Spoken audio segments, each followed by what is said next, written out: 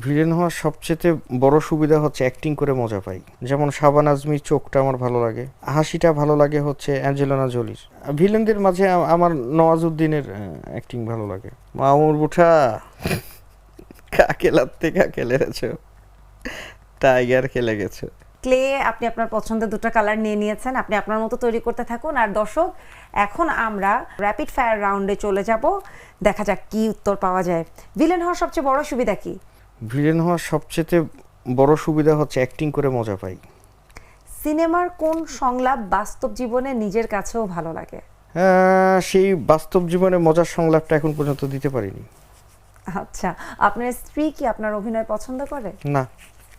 মানে নাচ এত তাচ্ছিল্যের সাথে বললেন, তিনি কি বলেছে যে অভিনয় পছন্দ করেন না? না, আমার অ্যাক্টিং তার ভালো লাগে না। আচ্ছা, অভিনয় না করলে কি হতেন, কখনো ভেবেছেন? অভিনয়ের যেহেতু ব্যাকগ্রাউন্ড, অভিনয় না হলে আমি একজন এনজিও কর্মী হতাম। আপনার পছন্দের অভিনেত্রী কে এবং তাকে আপনি কেন পছন্দ করেন? আমার পছন্দের অভিনেত্রী অনেকজন, যেমন শাবানা আজমির চোখটা আমার ভালো লাগে। অনেকজন, আমি আমি আসলে স্পেসিফিক আমি কিছু হাসিটা বলতে কার পারবো না। ভালো লাগে? হাসিটা ভালো লাগে হচ্ছে অ্যাঞ্জেলিনা জোলির। আহা, চোখ আর হাসি বাকিটুকু পরে শুনে নিব, যেহেতু র্যাপিড ফায়ার রাউন্ড। ভারত ও হলিউডে যদি কাজ করার সুযোগ থাকে তাহলে কার সাথে কাজ করতে চান? নওয়াজুদ্দিন সিদ্দিকী। ওয়াও।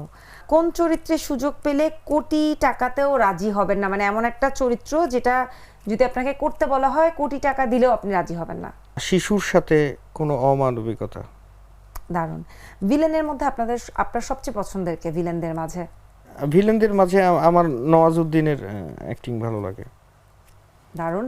একদম লাস্টে খুব চটপট যে ডায়লগটা আপনার মাথায় আসছে বলে দেখাতে হবে আপনার কোনো একটা ডায়লগ।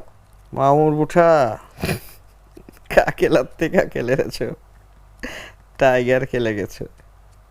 দারুণ। ইস, এই কাজটা আমি পারি না করতে। আমাদের কিন্তু র্যাপিড ফায়ার রাউন্ড শেষ, এবং একটু আমি এবার বোঝার চেষ্টা করতেছি যে আসলে অপু ভাই কি বানাচ্ছেন।